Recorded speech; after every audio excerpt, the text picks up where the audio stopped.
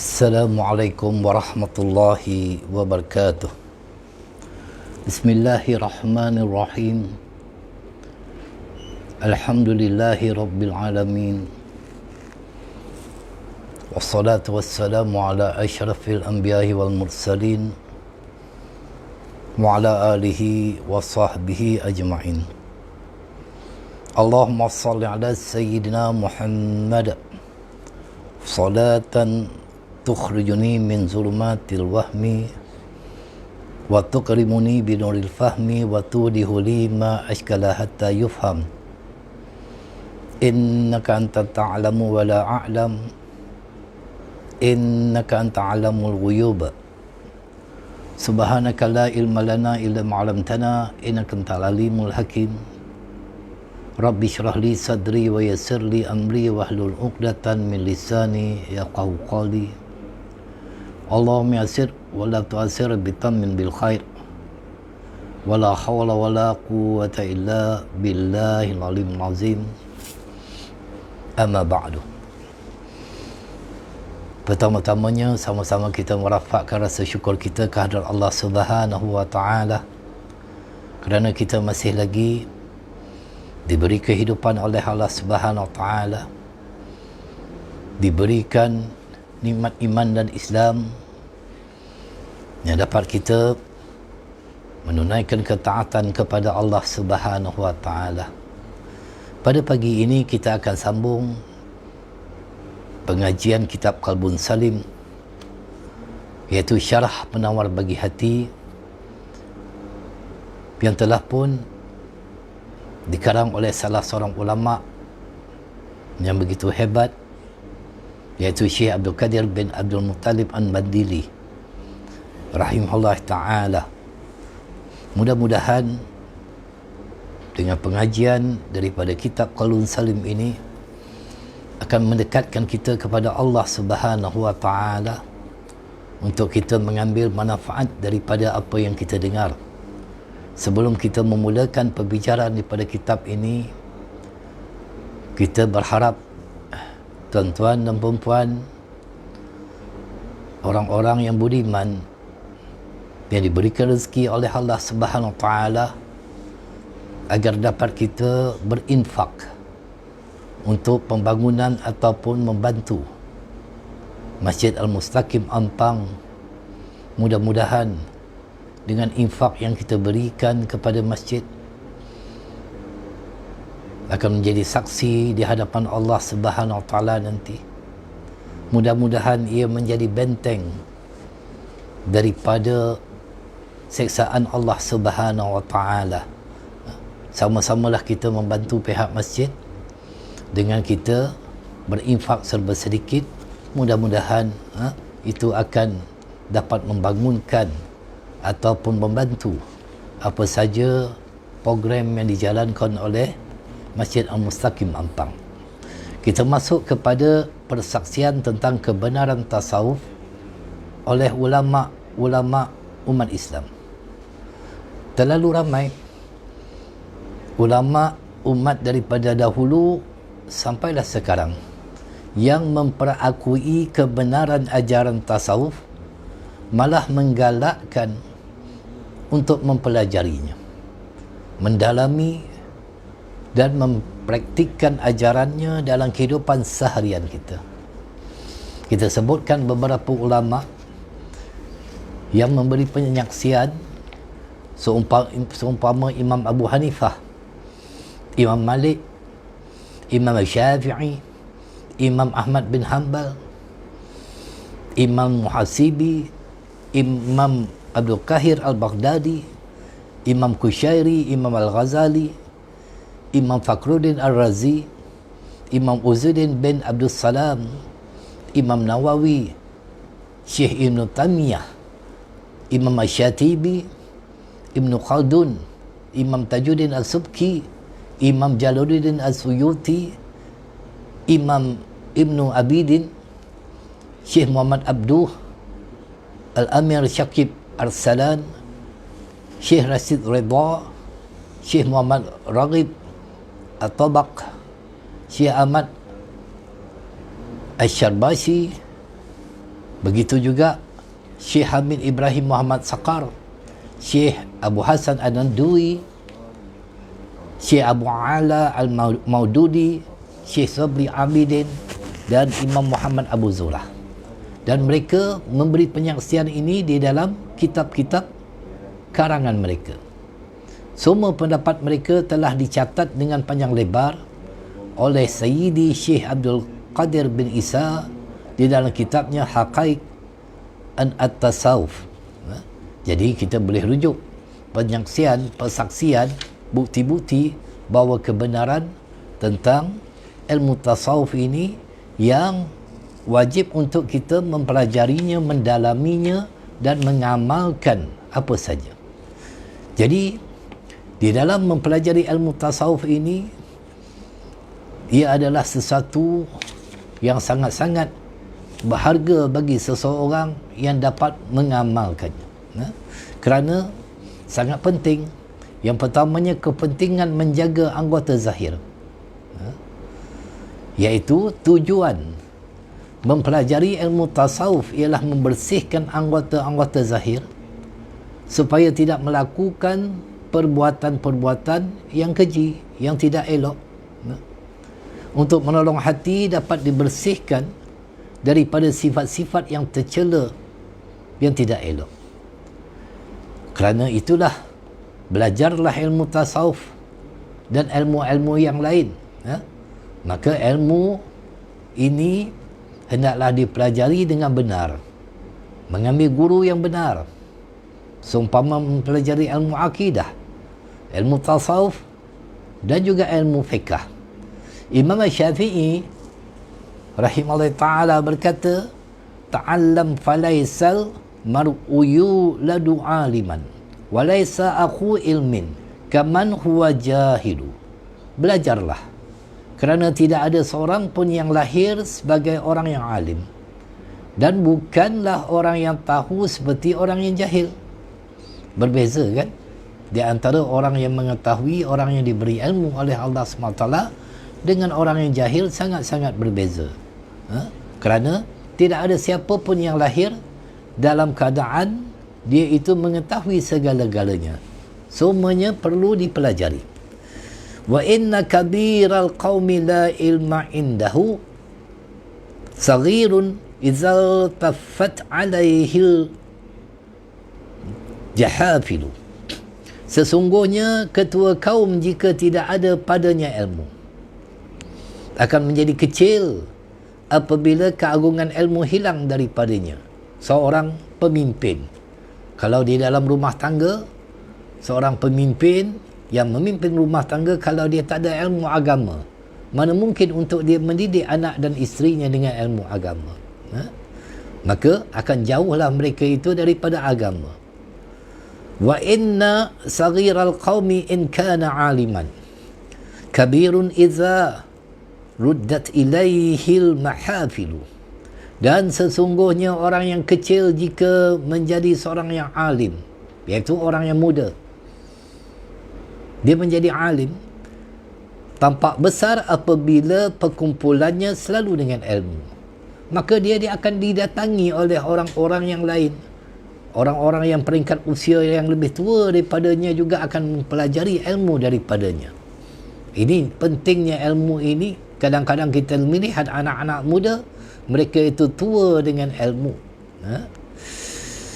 Maka itulah para hukama berkata, ta'allam fa innal ilma zainun li ahlihi wa fadlun wa inwanun li kulli mahamidi. Tuntutlah ilmu, kerana ilmu menjadi perhiasan kepada ahlinya, keutamaan dan tanda setiap budi pekerti yang luhur. Wajib untuk kita menuntut ilmu. Belajar ilmu ini sangat-sangat dituntut dan menjadi kefarduan dan berdosa besar bagi sesiapa yang meninggalkan untuk mempelajari ilmu agama, kerana ia merupakan kefarduan. Wa kun mustafidan kulli yawmin ziyadatan minal ilmi wasbah fi buhuril fawaidi. Dan jadilah orang yang menggali faedah dengan bertambahnya ilmu setiap hari. serta berenanglah dalam faedah-faedah ilmu yang laksana lautan, iaitu bergulumang dengan ilmu, kerana banyak hukum hakam yang kita tidak mengerti. Kalau kita tidak menjadikan ilmu itu sebagai benteng untuk kita beramal, sebagai sandaran untuk kita beramal, maka amalan kita akan tertolak, tidak akan diterima oleh Allah Subhanahu wa ta'ala. Sangat-sangat rugilah kalau kita itu tidak mendatangi ilmu, kita tidak mempelajari ilmu. Baik, maka dengan itu anggota-anggota zahir yang perlu dibersihkan itu ada 7, iaitu mata, telinga, lidah, perut, kemaluan, kedua tangan dan kedua kaki. Inilah 7 anggota yang perlu kita pelihara. Perlulah diingatkan bahawa Allah Subhanahu Wa Taala telah memberikan nikmat-nikmat yang besar kepadamu, iaitu anggota-anggota badan yang wajib kamu jaga dan syukuri. Maka dengan itu 5 jenis nikmat yang Allah bagi kepada kita, sebagaimana di dalam kitab Ihya Ulumuddin karangan Imam Al-Ghazali menyebutkan ada 5 jenis nikmat yang diberikan oleh Allah SWT kepada manusia, iaitu harta benda atau kekayaan. Nikmat ini merupakan nikmat yang paling rendah. Harta benda, kekayaan yang wajib kita pelihara, dan kita memanfaatkan harta kita sebagaimana yang di dalam mukadimah yang kita sebutkan tadi itu. Maka kita berinfak, membantu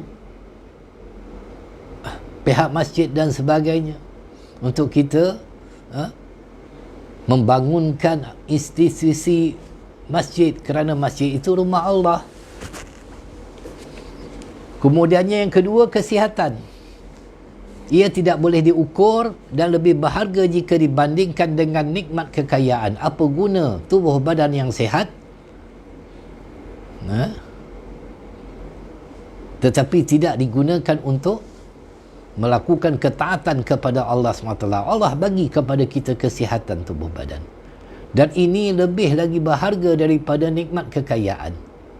Kerana ada orang kaya yang mereka itu tidak sihat, terlantar, tidak boleh bangun, dalam keadaan stroke ataupun lumpuh. Maka kekayaan yang dia miliki, yang mendapat faedah ialah orang lain.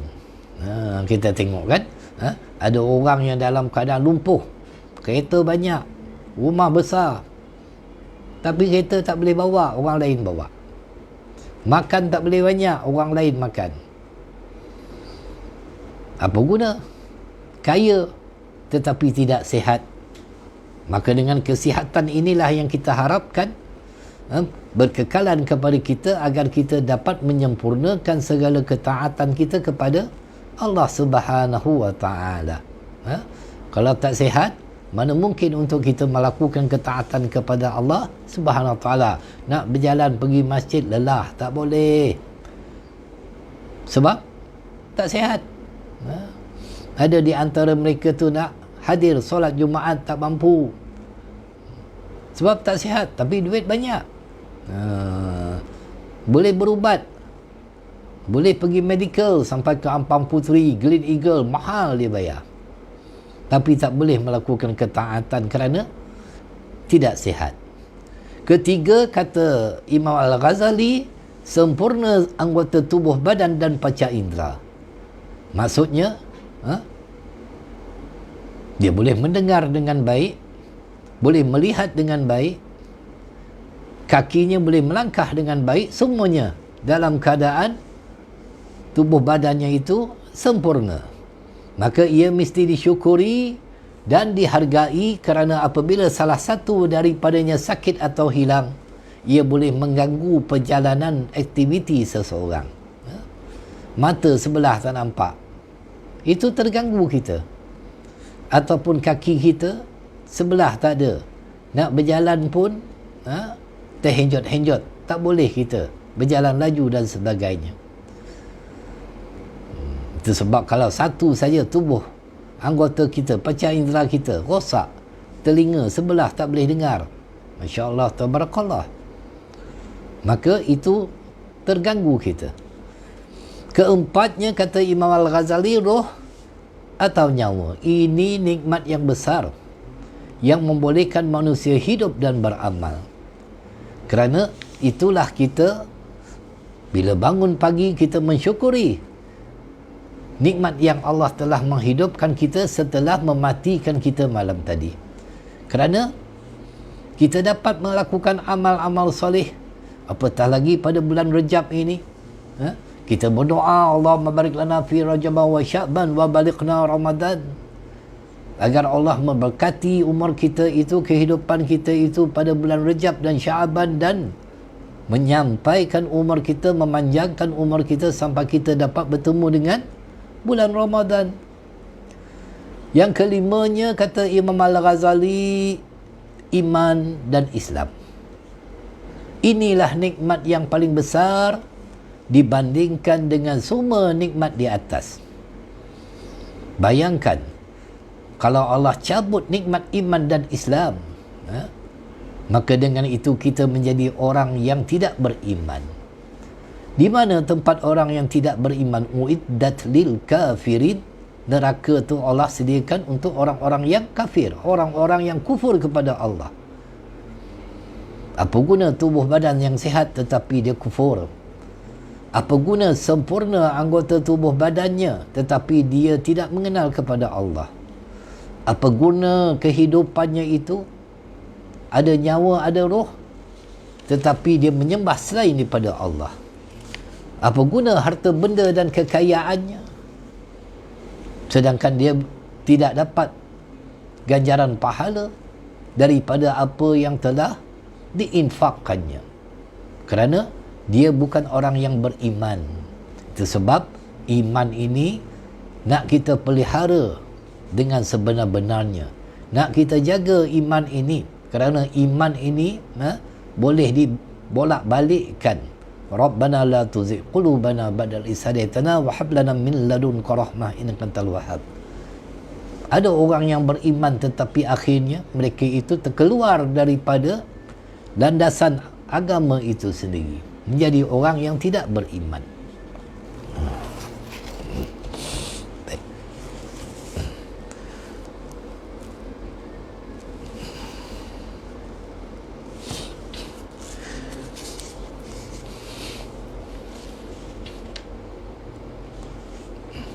Jadi apabila kita itu dapat menjaga seluruh anggota kita, 7 anggota kita, apabila 7 anggota dapat dibersihkan, maka dengan itulah kalau kita tidak menjaganya, semuanya akan menjadi saksi pada hari kiamat terhadap semua perbuatan kita. Ini yang kita takut. Sebagaimana Allah Subhanahu wa taala telah berfirman, A'udzubillahi minasyaitonirrajim. Al-yawma nakhtimu ala afwahihim wa tukallimuna aydihim wa tashhadu arjuluhum bima kanu yaksibun. Yang kita membaca surah Yasin, ramai orang membaca surah Yasin, tetapi kalau dia memerhatikan, mentadabur, memahami ayat ini dengan sebenar-benarnya dan beramal dengannya, maka dia akan menjadi takut. Al-yawma nakhtimu ala afwahihim, pada hari itu kami tutup mulut mereka. Maksudnya Allah menghalangnya daripada bercakap, kerana mulut ini selalunya menipu. Wa tukallimuna aydihim wa tashhadu arjuluhum bima kanu yaksibun. Kedua tangan mereka memberitahu kami apa yang dibuat, dan kaki mereka menjadi saksi terhadap apa yang mereka telah usahakan di dunia. Semuanya menjadi saksi. Setiap anggota badan akan bercakap menyebut perbuatan jahat yang dilakukan semasa di dunia. Begitu juga Allah Subhanahu wa taala berfirman, A'udzu billahi minasyaitonir rajim. وَمَا كُنْتُمْ تَسْتَتِرُونَ أَنْ يَشْهَدَ عَلَيْكُمْ سَمْعُكُمْ وَلَا أَبْصَارُكُمْ وَلَا جُلُودُكُمْ. Tidaklah kamu dapat berselindung daripada persaksian sam'ukum, pendengaran, wala absarukum, penglihatan, wala juludukum, dan kulit-kulit badanmu terhadapmu semua akan menjadi saksi. Telinga menjadi saksi, mata menjadi saksi, kulit-kulit badan menjadi saksi apa yang kita lakukan di dunia ini. Allahu Rabbi. Ini sangat-sangat menakutkan. Itu dia dalam surah Fusilat. Kalau kita tidak mensyukurinya, bila tidak mensyukurinya, lawan kepada syukur itu ialah kufur nikmat. Kufur nikmat, sebagaimana kalau dia tidak menggunakan nikmat yang Allah bagi itu pada tempatnya, maka orang ini zalim. Zalim kerana meletakkan sesuatu bukan pada tempatnya. Mata, telinga, lidah, perut, kemaluan, kedua tangan dan kedua kaki. Ini perlu kita jaga. Jadi faedah daripada kita itu dianugerahkan fizikal yang sempurna. Ada dua tangan, ada dua mata, sempurna semuanya. Ada dua kaki.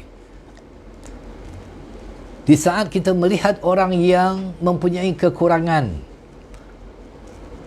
dari segi fizikal, seperti orang yang buta ataupun orang yang tuli dan lain-lain, maka sunat kita membaca alhamdulillahilladzi afani mimma btalaka bihi wa faddalani ala katsirin mimman khalaqna tafdila.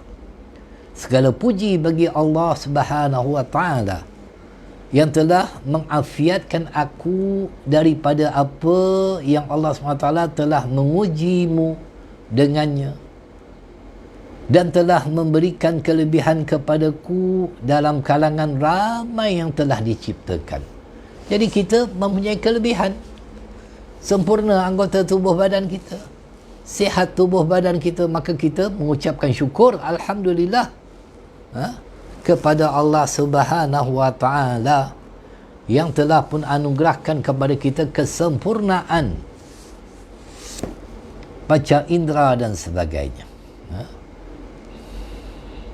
Selepas itu sunat sujud syukur, tetapi secara sembunyi, supaya tidak dilihat oleh orang yang mempunyai kekurangan tadi, agar dia tidak merasa terhina dengan perbuatan kita, seolah-olah kita mempersendakannya, tetapi kita buatlah sendiri-sendiri saja tanpa diperlihatkan kepada orang yang telah pun diuji jasadnya oleh Allah Subhanahu wa taala.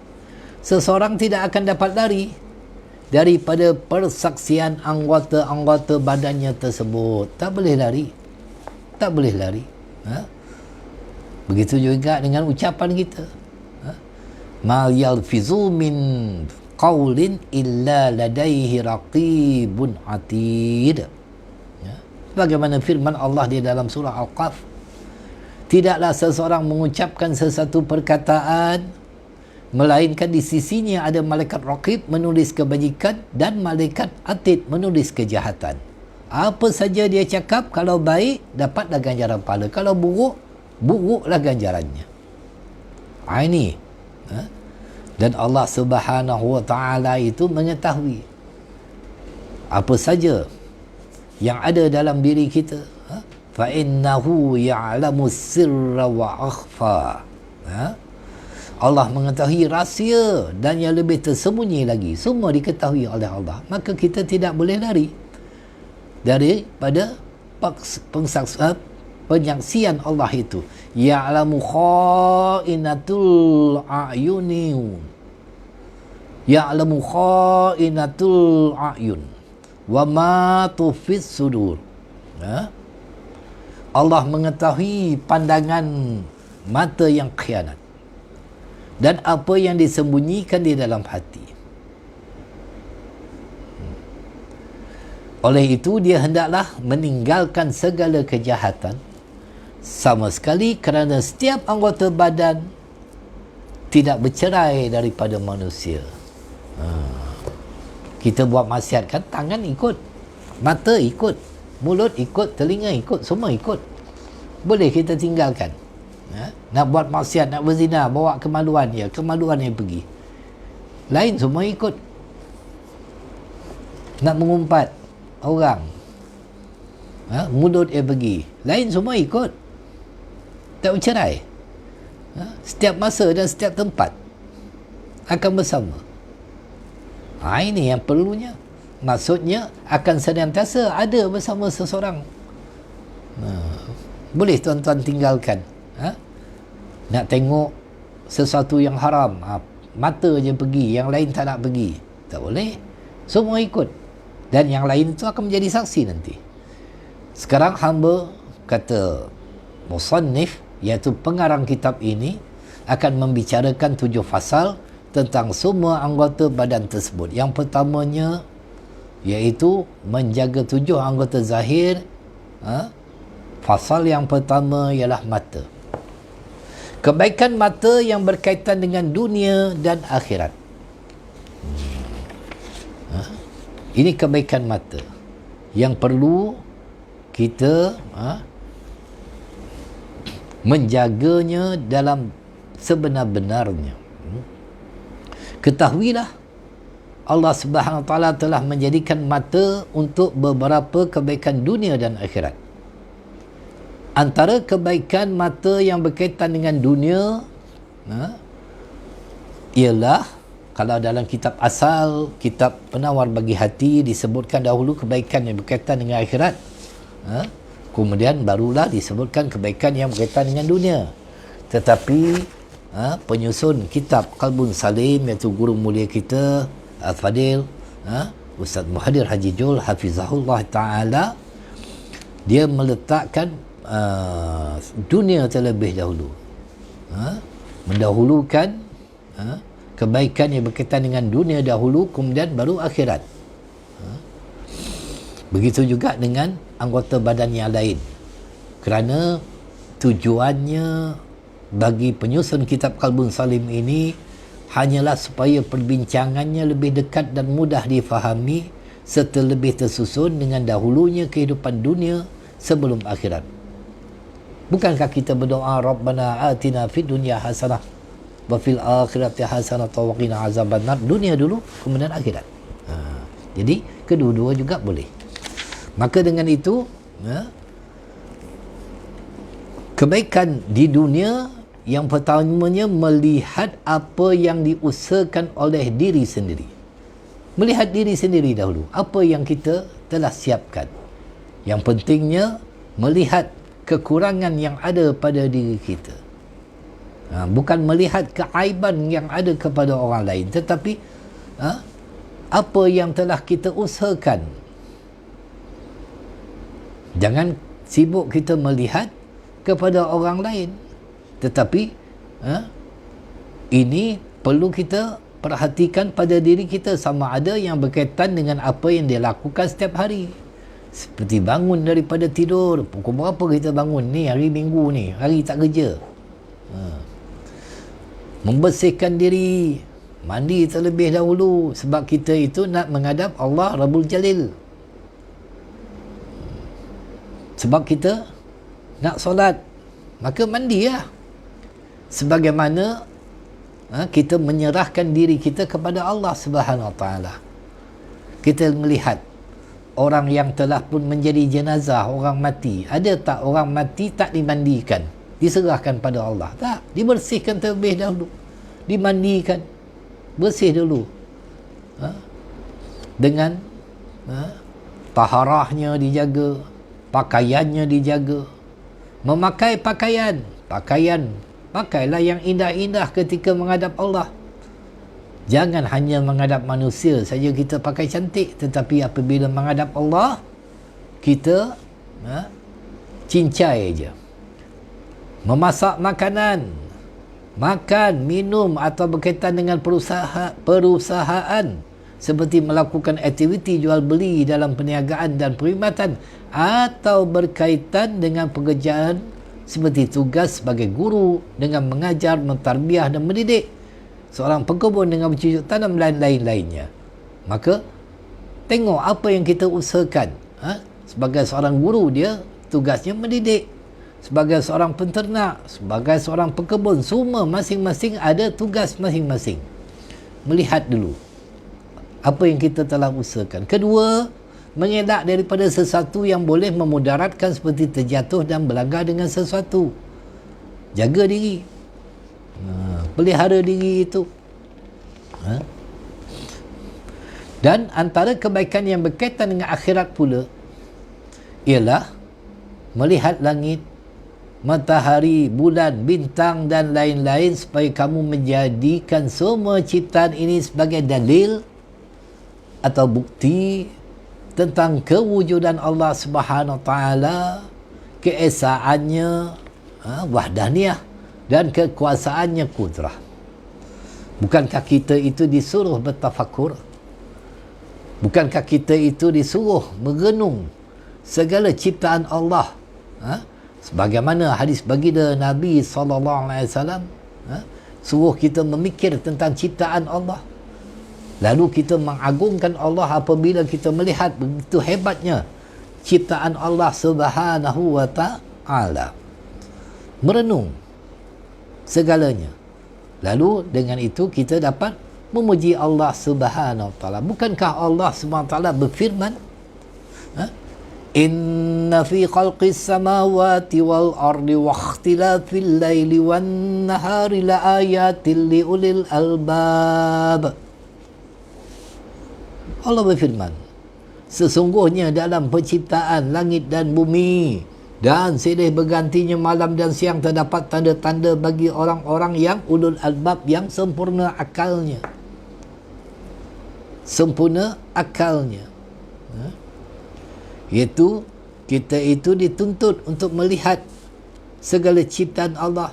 Lalu apabila dia melihat ciptaan Allah itu, alladzina yadhkuruna Allah qiyaman wa qu'udan wa 'ala junubihim wa yatafakkaruna fi khalqis samawati wal ardh rabbana ma khalaqta hadha batilan subhanaka faqina 'adzaban nar.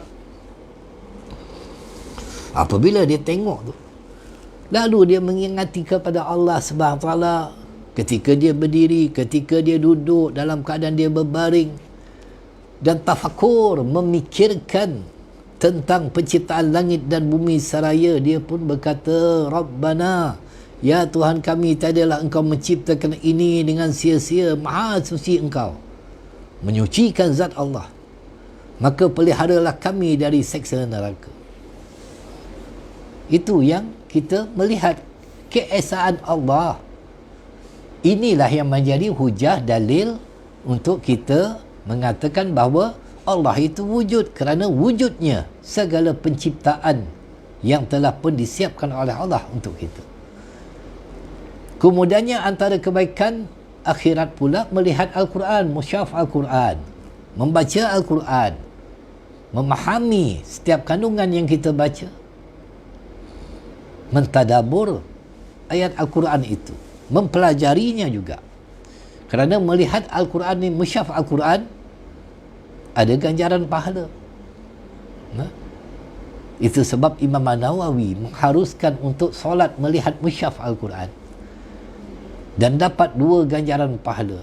Yang pertamanya melihat musyaf, yang keduanya membaca.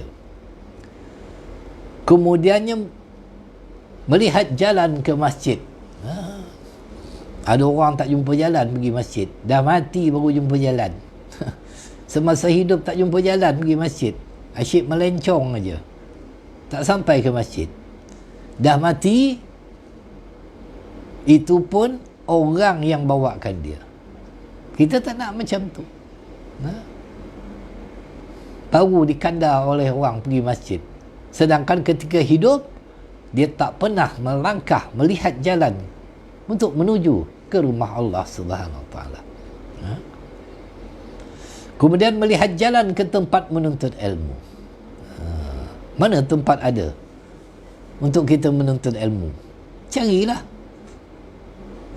Kerana kita akan mendapat ganjaran yang besar. Kerana kepentingan menuntut ilmu ini yang banyak ditinggalkan oleh kebanyakan, bukan sedikit, kebanyakan ahli-ahli jemaah masjid. Minta maaf kita terpaksa sebut. Kadang-kadang dibuat majlis ilmu, orang cabut. Dia tahu nak semayang, tahu buat ibadat saja, tetapi ilmu dia tak nak gali, tak nak ambil. Dia tak nak duduk bersama mendengar majlis ilmu.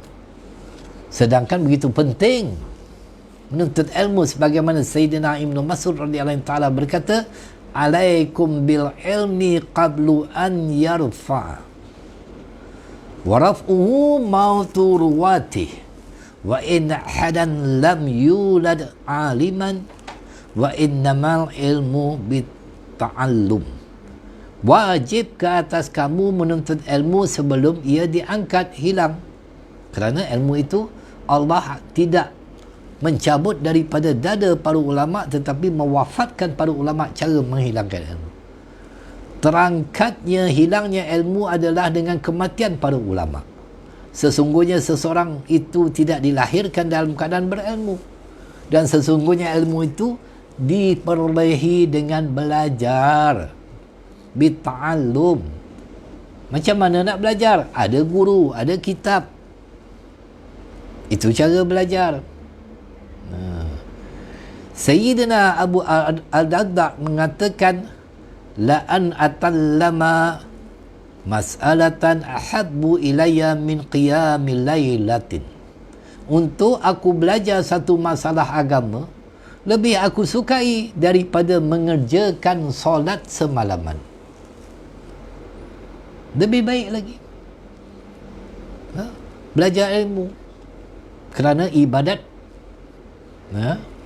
kadang-kadang orang itu ditipu oleh iblis laknatullah dalam melakukan ibadat. Tetapi orang yang berilmu itu berbeza. Abu Al-Aswad Ad-Du'ali mengatakan, laisa syai'un a'azzu minal ilmi.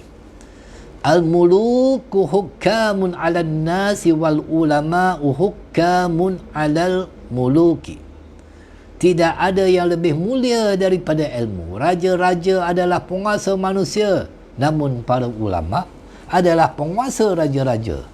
Ahli ilmu itu begitu tinggi martabat di sisi Allah Subhanahu Wa Taala, melebihi orang yang berharta, orang yang berpangkat, orang yang berkedudukan. Imam Syafi'i rahimahullah ta'ala mengatakan, talibul ilmi afdalu minan nafilah.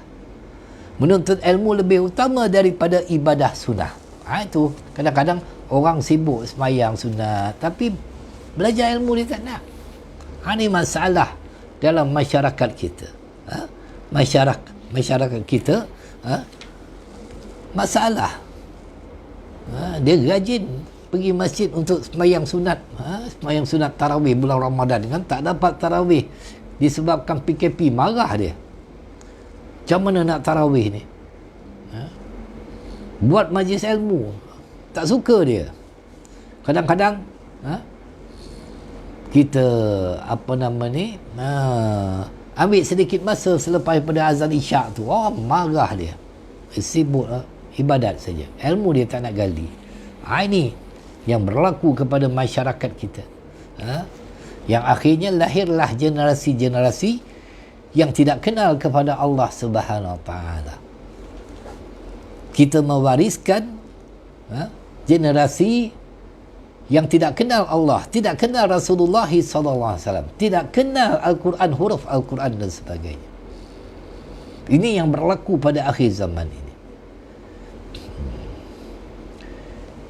Jadi cara mensyukuri nikmat mata ialah dengan menjaganya daripada melihat apa saja yang diharamkan, seperti melihat perempuan lain selain isteri sendiri, hamba sahaya dan mahramnya.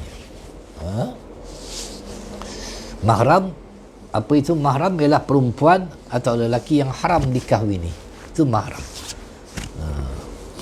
Dia beza. Kadang-kadang orang kata muhrim. Muhrim lain, tuan-tuan. Muhrim orang yang memakai pakaian ihram, itu muhrim. Mahram lain, muhrim lain. Macam maulid dengan maulud, tak sama. Orang kita dia main hentam aja kan. Bukan muhrim dia kata. Muhrim adalah orang yang memakai pakaian ihram, tu muhrim. Mahram ialah perempuan atau lelaki yang haram dikahwini. Itu sebab pentingnya kita ilmu agar kita dapat membezakan.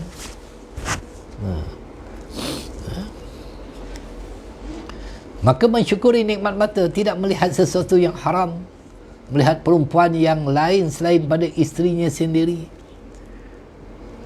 Tetapi para isteri juga mesti menghiasi diri juga untuk para suami. Barulah suami tak melihat kepada yang lain. Itu penting. Tetapi di akhir zaman ini berbeza. Para isteri tidak menghias diri untuk suami. Dia menghias diri untuk suami orang lain. Tengok wanita-wanita kalau dia keluar, tuan-tuan, pergi shopping mall ke, pergi pejabat ke, pergi kedui kahwin ke, bukan main dia berhias diri. Tapi kat rumah dia cincai, pakai baju kelawar, pakai baju koyak rabak, rambut kusut masai, bau-bau tempoyak. Kalau macam tu, macam mana seorang suami berasa tenteram, berasa aman berada di rumah, menyejukkan mata memandang, kalau isteri tidak menghiaskan dirinya untuk suami? Dia hiaskan dirinya untuk suami orang lain.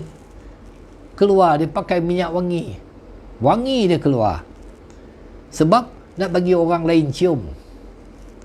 Kat rumah bau Vicks ada, bau Ritzek ada, semua bau ada. Allah Rabbi.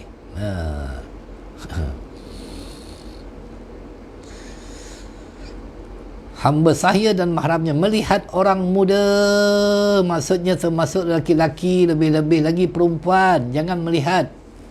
Dalam fiqah ada istilah yang disebut sebagai amrat, yang merujuk kepada remaja yang sudah balik, kacak, belum tumbuh janggut walaupun telah nampak misai dan belum mencapai umur 30 tahun. Itu yang menjadi satu gejala sosial pada akhir zaman ini. Malah banyak yang dipaparkan di dada-dada akhbar, yang berlaku homoseksual, liwat dan sebagainya, mencabul kehormatan anak murid dan sebagainya. Ini berlaku laki-laki dengan laki-laki. Jika setelah umur tersebut dan masih belum tumbuh janggut, ia disebut sebagai ajrat. Itu beza amrat dengan ajrat. Dan melihat aurat lelaki. Itu sebab Imam Habib Abdullah Al-Haddad menyebutkan bahawa orang mukmin yang sejati hendaklah memelihara dirinya dengan baik. Yang pertamanya, tidak melihat orang mukmin lain dengan pandangan rendah, hina dan kecil. Tidak mengintip-ngintip aurat dan kaiban orang lain. Dan tidak selalu melihat kepada kelazatan dunia dan merasakan keselesaannya, supaya nafsu tidak selalu mencari-carinya. Itulah pesanan daripada ulama yang begitu hebat. Itu sebab Imam Habib Abdullah Al-Haddad memberi nasihat tentang mata. Jadi tentang mata ini, tuan-tuan dan puan-puan, akan kita sambung perbahasan di dalam kitab Qalbun Salim ini dalam kesempatan waktu yang akan datang.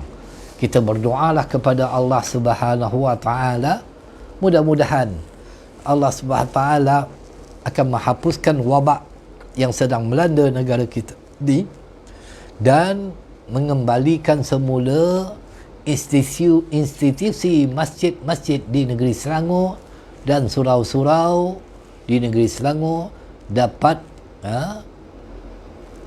beroperasi seperti sedia kala, dan dapat kita melakukan ketaatan dengan lebih sempurna lagi, dapat kita berinteraksi secara bersemuka, menyampaikan ilmu dan sebagainya.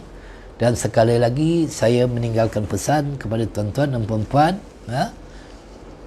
sama-samalah kita membantu Masjid Al-Mustaqim Ampang untuk kita berinfak kepada tabungnya, kerana sewaktu PKP ini orang tidak mengunjungi masjid, maka begitu ketara kekurangan dana pada masjid-masjid kita. Masjid tidak lagi dikunjungi kerana tidak boleh dikunjungi, maka kekurangan dana yang menyebabkan terjejas perbelanjaan masjid. Mereka nak bayar kepada petugas-petugas masjid, nak melakukan penyelenggaraan masjid dan sebagainya, maka terjejas. Dengan itu kita sama-samalah menghulurkan bantuan infak, kerana sedekah itu tidak akan menyebabkan kita itu menjadi miskin. Dan bersedekah ini tidak semestinya dalam keadaan kita telah kaya baru nak sedekah. Sekaranglah kita diberi peluang oleh Allah SWT untuk sama-sama membantu pihak masjid. Jadi kita tutuplah dengan doa untuk kesejahteraan umat baginda Nabi SAW, untuk pengampunan umat baginda Nabi SAW. A'udzubillahi minasyaitonirrajim. Bismillahirrahmanirrahim. Alhamdulillahi Rabbil Alamin. Salatu wassalamu ala asyrafil anbiya'i wal mursalin wa ala alihi wa sahbihi ajma'in. Allahumma fir li ummati Sayyidina Muhammad. Allahumma arham ummati Sayyidina Muhammad. Allahumma astur ummati Sayyidina Muhammad. Allahumma jabur ummati Sayyidina Muhammad. Allahumma aslihi ummati Sayyidina Muhammad. Allahumma afina ummati Sayyidina Muhammad. Allahumma fas ummati Sayyidina Muhammad sallallahu alaihi wasallam. Allahumma arham ummati Sayyidina Muhammadin rahmatan amatan ya rabbal alamin. Allahumma fir li ummati Sayyidina Muhammadin maghfiratan amatan ya rabbal alamin. Allahumma farij an ummati Sayyidina Muhammadin farajan ajilan ya rabbal alamin. Allahumma barik lana fi Rajab wa Sya'ban wa balighna Ramadan. Rabbana taqabbalna du'a'ana innaka antas samiul alim wa tub alaina ya maulana innaka antat tawwabur rahim. Rabbana atina fid dunya hasanah wa fil akhirati hasanah wa qina azaban nar. Sallallahu ala sayyidina Muhammad wa ala alihi wa sahbihi ajma'in. Walhamdulillahi rabbil alamin. Assalamualaikum warahmatullahi wabarakatuh.